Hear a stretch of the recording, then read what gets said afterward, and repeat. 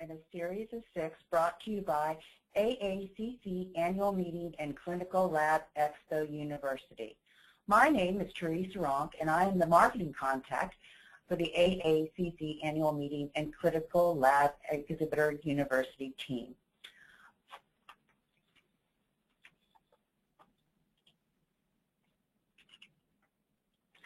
AACC Annual Meeting Clinical and Lab Expo Exhibitor University is a free resource for you and your exhibiting staff focused on expanding exhibiting know-how and providing sales and marketing tips to improve your company's exhibiting performance and ROI.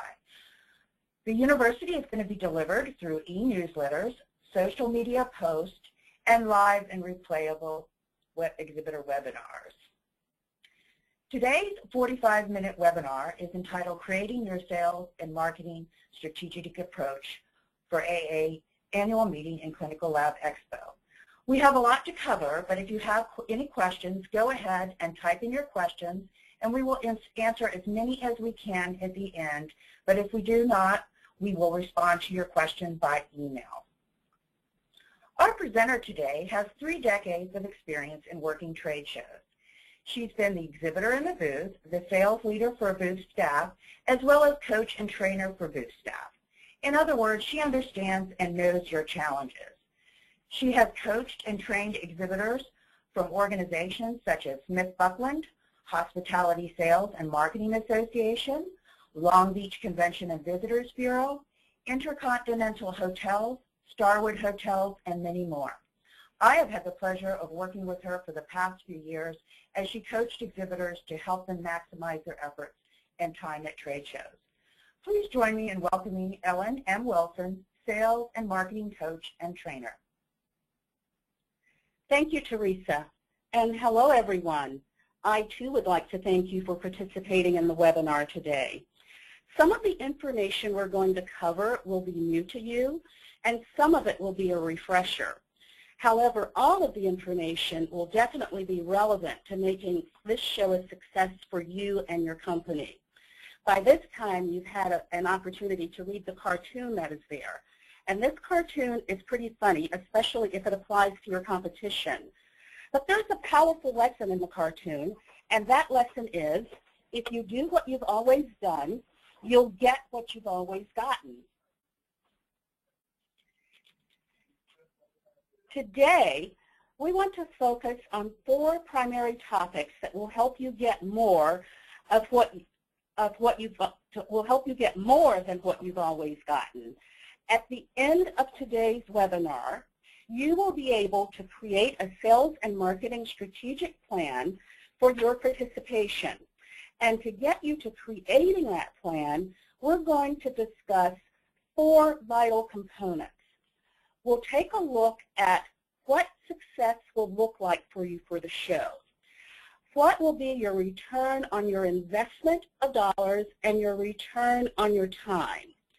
And then what are the appropriate metrics that go along with that? We will also look at linking your sales and marketing efforts to your show objectives. We're going to discuss selecting, preparing, and coaching your booth staff to meet your objectives. And then finally, we'll talk about setting your sights for the next step, in fact, working the booth. So in the true sense of a university, let's get started with a little true or false quiz.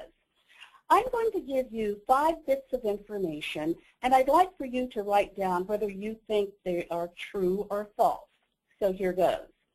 87% of trade show leads captured are never effectively followed up. 86% of companies have no organized form of post-show measurement. 86% of exhibit staff have never received 1 single hour of professional skills training on how to work a trade show. 80% of exhibitors do little or no targeted pre-show marketing, and 76% of exhibitors set no specific objectives for trade shows. Let's see how you did. If you answered true to all of these facts, you scored 100%. Congratulations. So we're here today to make sure that you do not become one of those statistics. You know, everyone talks about measure. Everyone has a different idea of what that means. The first step to being a successful exhibitor is to determine ahead of time what success means to you and to your company. In other words, as Stephen Covey in his book, The 7 Habits of Highly Effective People says, you want to begin with the end. Remember, 76% of exhibitors set no specific objectives for trade shows. To begin with the end in mind, you will want to ask yourself, what are your objectives for attending the show? And in a few minutes, we'll talk about some possibilities for this question. 2, you'll want to determine who your target audience is that you're going to go after during the show. We're also going to talk about the roles of people who will visit your booth. 3, what strategies will you put in place to help you meet these objectives? And 4, how will you measure success? There's an old maxim that says, what gets measured gets done. However, we want to make sure that the plan you create measures what really matters. And questions will be the start to setting your strategic approach for working the show. So take a quick look at the next graphic. And this graphic tells us how the exhibit dollar is spent. Actually, it's pretty shocking because when you take a look at it, it's saying that out of every spent on exhibiting at a show, only 1 cent, 1 penny, is spent on exhibitor training, and just 4 cents is spent on lead management. Now you have to ask yourself, where is the logic in that spending pattern? But let's now think about all those numbers that we've just gone over and what they mean to you. If we couple the true facts about the high percentage of exhibitors who do not plan, train, set objectives, and do no pre-show marketing, per exhibit dollar spent on training and lead management, remember it's just 5 cents total, it's very plain to see that your sales and marketing approach will fill those gaps. Having clear objectives of what you want and what you accomplish at a trade show will help you spend your trade show money wisely and effectively. There are no right objectives. Objectives should be personalized to the needs of the organization, and every organization will have slightly different objectives, even those organizations within the same industry. So before exhibiting at a trade show, you will select your objectives, what you want to achieve, and determine the metrics you will use to measure the success. This step is crucial. Without clearly defined measurement criteria, you will never know how effective you have been at meeting your objectives. I will caution you, don't take on more than you can handle. And keep in mind that a trade show cannot do everything for you towards your sales efforts. Select 1 to 3 strategic objectives for the show and measure them well.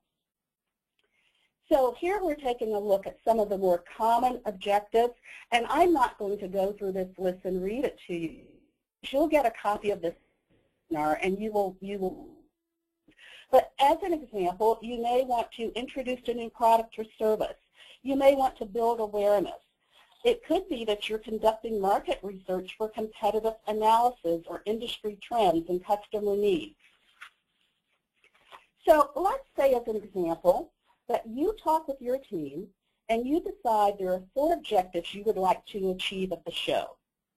Those objectives are increase brand awareness, introduce new products, find new customers, and build customer relationships. Build customer relationships. Choosing 4 objectives may be ambitious, but I will say it certainly is doable. So once you've done that, you next want to decide what metrics you will assign to those objectives. There are 3 types of metrics: activity-based, result-based, and operational-based. Today we're going to focus on activity-based and results-based metrics. Activity-based metrics is simply counting. For example, an activity-based metric could be to generate leads. So you measure that by saying, how many leads did we get? Activity-based metrics don't really satisfy the organization's need to understand the sales contribution, however. And I would caution you to use these type of metrics, to not use these type of metrics in isolation with every strategy that you have in place. If possible, couple them with either results-based or operation-based. So if activity-based metrics are simply counting, then what are results-based metrics? They measure something more concrete than activity. For example, the number of closed sales, or the dollar value of those sales, or the dollar potential of RFPs received. So again, we're not going to focus on operational-based metrics, but we wanted you to be aware that that component does exist. This information is going to help you complete part 1 of a sales and marketing strategic planner that we will be sending out to you at the end of the webinar.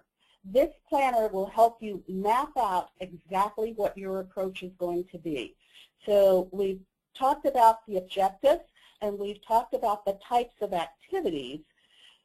So let's take a look at measurement tools. And before we do that, I want to go to this next slide about how the attendees like to walk the floor.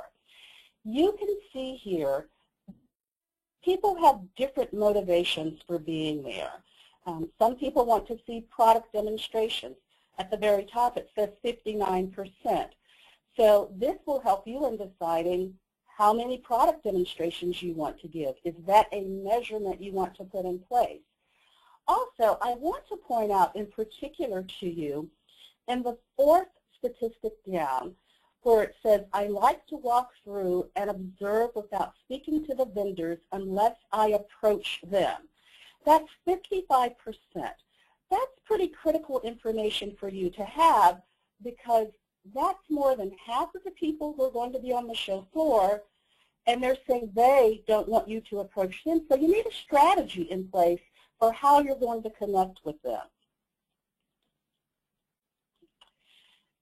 So going back to the 4 objectives of increasing brand awareness, introducing new products, finding new customers, and building customer relationships, what are the metrics that you'll put in place for these? And you see some examples there.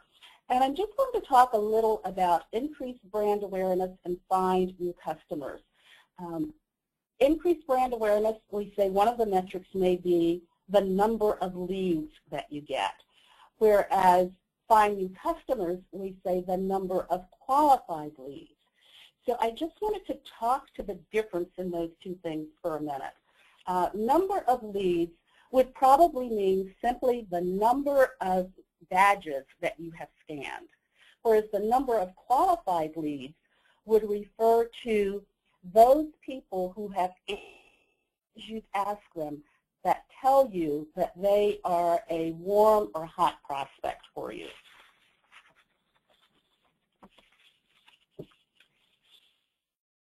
Now you can see what part 1 of your sales and marketing planner will look like. We've talked about the objectives, we've put the metrics in place, and just to give you an idea of what a measurement for that could be, let's say we're talking about increased brand awareness.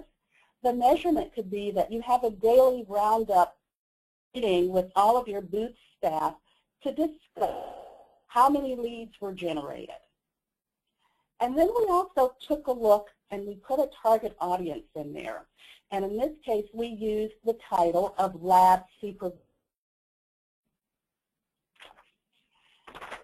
So the next slide gives you a few more of the demographics. And you, again, I'm not going to read these to you because we're going to be sending you the presentation, but I do want to point out where it says of attendees hold management positions, with 25% holding titles of VP or higher. So what you do with this information, statistics, is you look at them and then you make a decision if they are relevant to you and what you're trying to accomplish at the show, and if they are, why are they? So all of this will go into your thinking as you put together your strategic approach to the show. Next, we'll look at the positions and titles. If you remember a few slides back when we talked about the target audience, we selected a title of VP or higher, and we as an example. But when you're looking at these titles, out of these, who do you think are the most logical people, logical group of people for you to target to have conversations with on the show floor?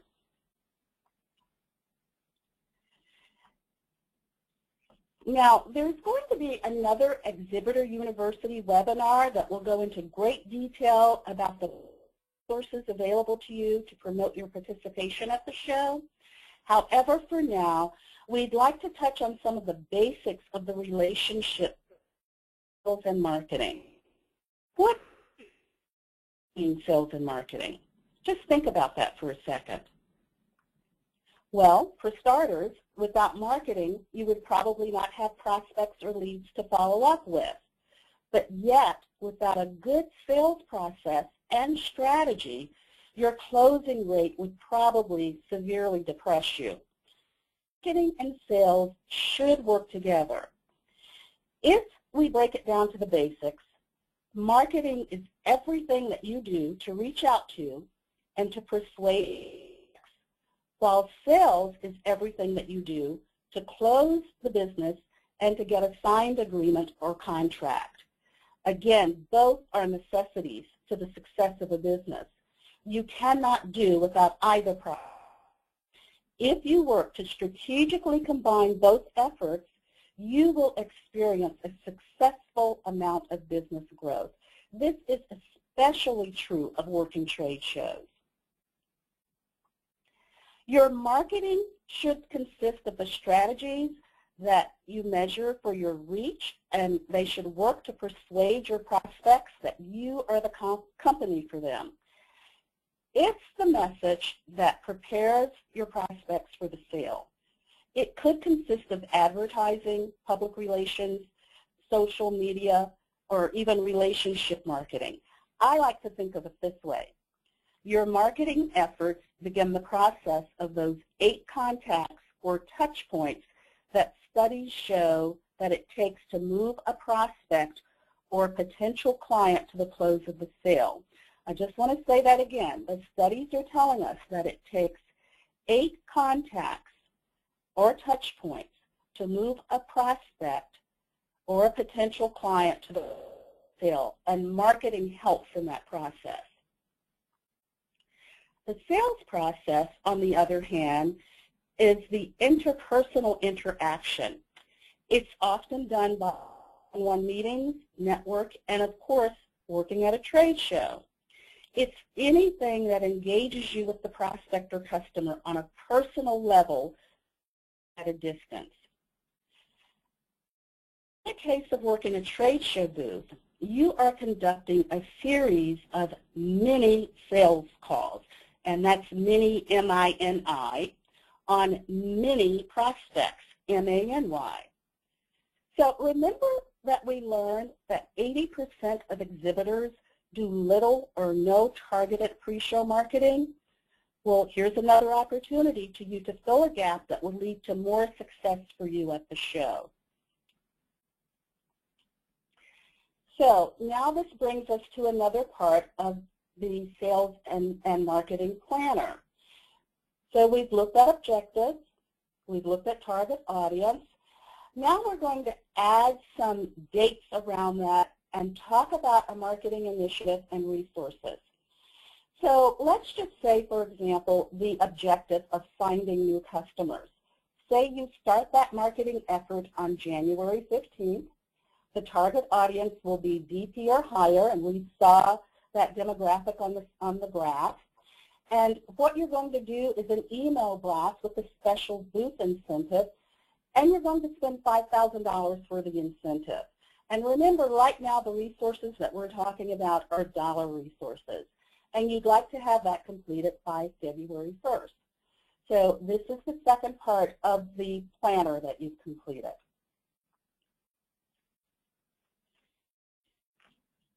Training and coaching. The number one thing people remember about your exhibit is not the wonderful graphics or signage in your booth. It's your booth staff. I have no doubt that you have a dynamic and experienced sales staff. However, they still need training. They still need preparation, and they still need coaching before each show they attend.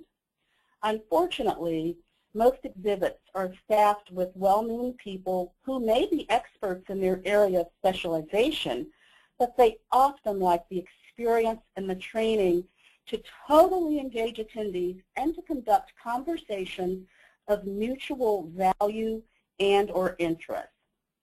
During our little true and false exercise at the top of the webinar, we learned that 86% of exhibit staffers have never received one single hour of professional training on how to work a trade show. Some statistics even say 85% of an exhibiting company's success is determined by the people staffing the exhibit. So again, here's an opportunity to fill a very wide gap. So as we talk about selecting, training, preparing, and coaching the booth staff, we want to talk about who are the right people to have in the booth. Are you sending the right people to the show? How will you coach them and train them for their participation in the booth? And then we just want to get back to some basics, good old boothmanship 101. So who are the right people to have in the booth? You know, obviously, not everyone is well suited to effectively and positively perform all the duties required during all the scheduled hours of the show. You know, just because Marion has been your top salesperson for the past 3 years doesn't mean she is necessarily the right person to have in your booth. You also should not feel obligated to send a salesperson to a show because the show takes place in their geographic market. A lot of organizations choose to deploy their sales team to trade shows this way, and I will tell you, it can potentially spell disaster. So select your booth staff with care. Like your signage, they contribute to the image you are presenting to your audience. Another way of thinking about it is, your booth staff holds the success of your company in their hands during the show. So what are you looking for, and who are you looking to put into your booth? You certainly want someone who has a good attitude. Now, I know you're probably thinking, and I'm going to say, if they don't want to be there, then don't send them. And you're thinking, well, they're going to go if I tell them to go. But how's that going to work for you? Prospects and existing customers will be able to spot this wish I were anywhere else attitude straight away. There is an old adage which says, you can take a willing person and make them capable, but you cannot take a capable person and make them willing. I ask again, do you want to put your company's success in this person's hands if they don't want to be there? So they need to exhibit the I want to be there attitude. They should definitely be approachable. They should be outgoing, personable, and polite. And certainly they should be knowledgeable. They should be well informed about your company and your company's products and services. That includes the features, the benefits, and the value to the customer. They should be equally knowledgeable about your competition.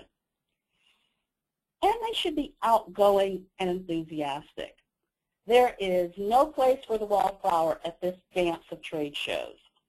They need to be comfortable in presenting and demonstrating within what could be an often chaotic environment.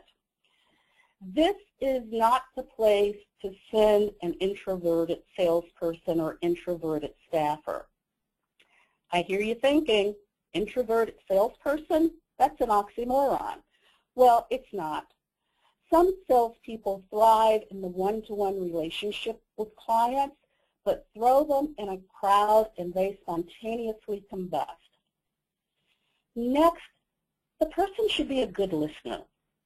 I call this the rule of 2 to 1. We have 2 ears and 1 mouth, so we should do twice as much listening as we do talking.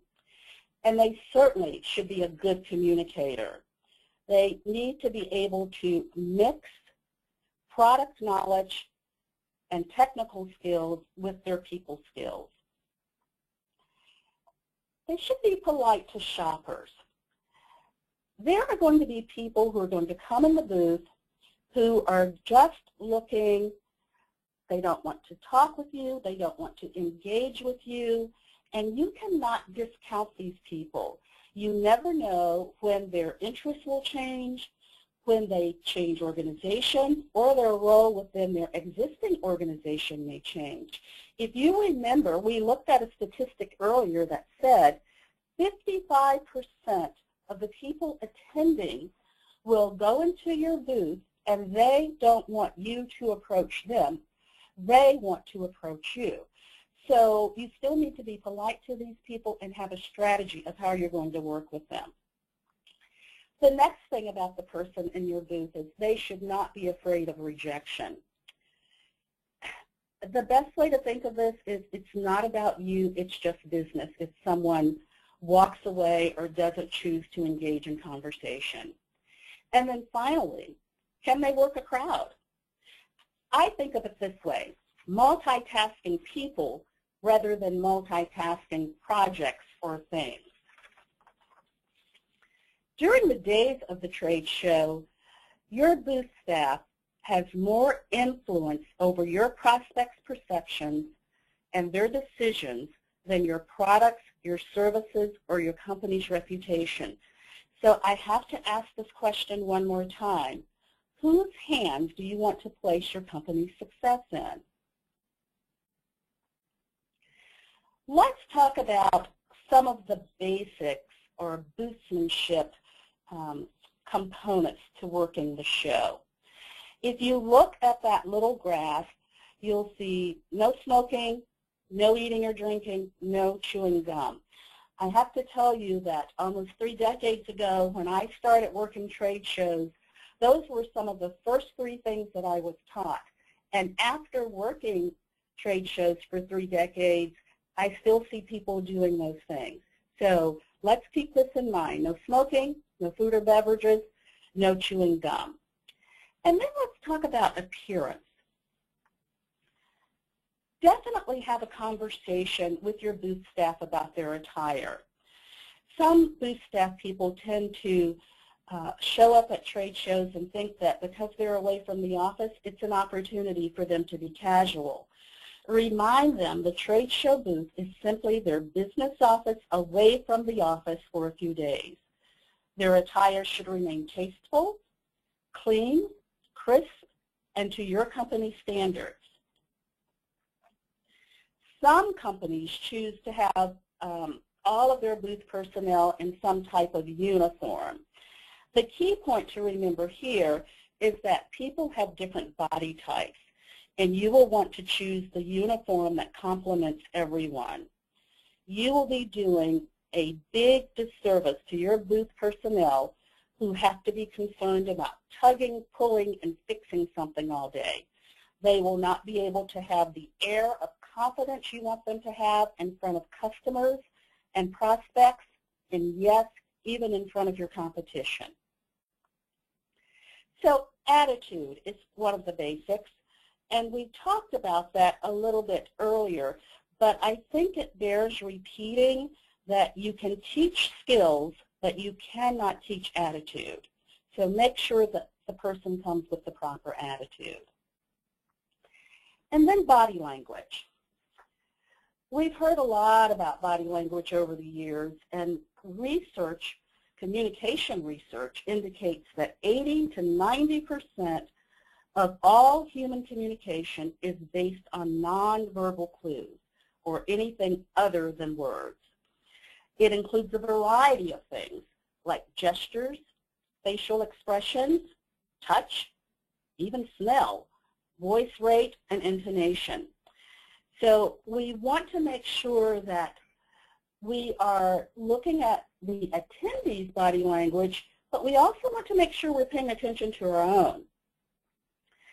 I will say to you that body language is not a one-size-fits-all, and we have to be careful that we do not misread or misunderstanding what someone is saying. You know, sometimes we hear that someone with their arms folded is being defensive and standoffish. Their arms may be folded simply because they're cold and they're trying to get some warmth. So we need to be mindful of that and not misread what the person is communicating. More importantly, when in the trade show booth, you want to make sure that your body language reflects the confident, knowledgeable professional you are. Remember, we never get a second chance to make a first impression. So I want to just talk a little bit about booth etiquette itself. And again, we're going to be sending you some additional information. But some of the things that you'll want to do is to make sure that you approach and greet attendees in front of your booth.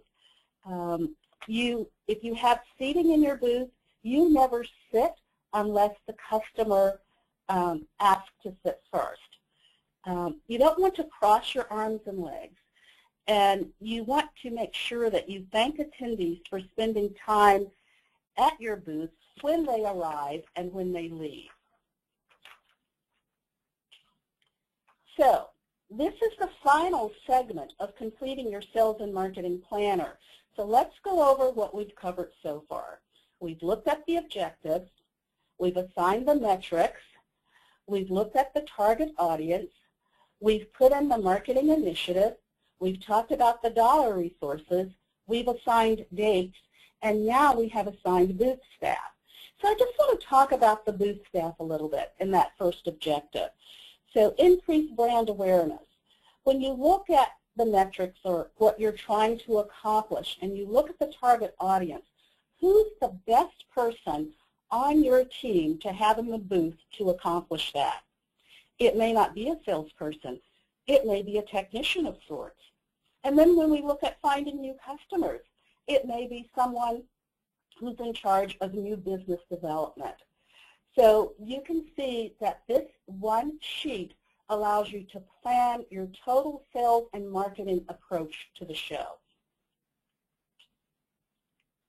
So what are the key takeaways from today?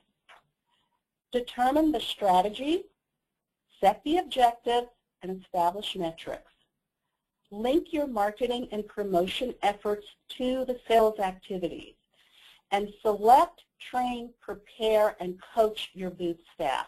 And I do want to say one additional thing about preparing your booth staff.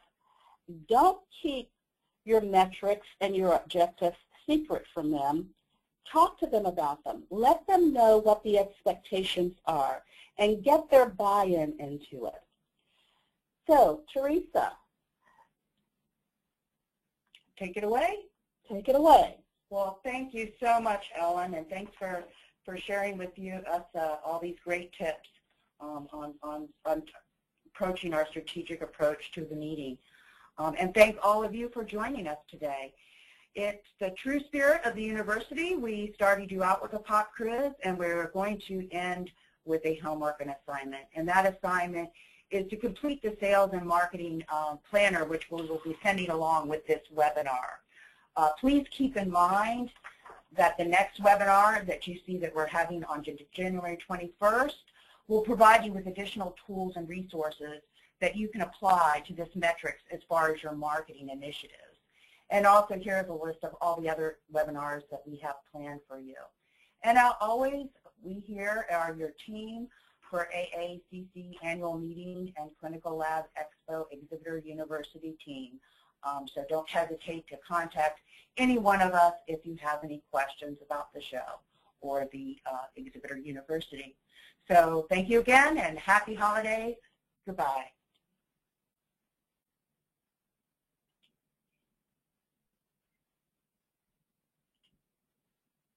Do we have any questions?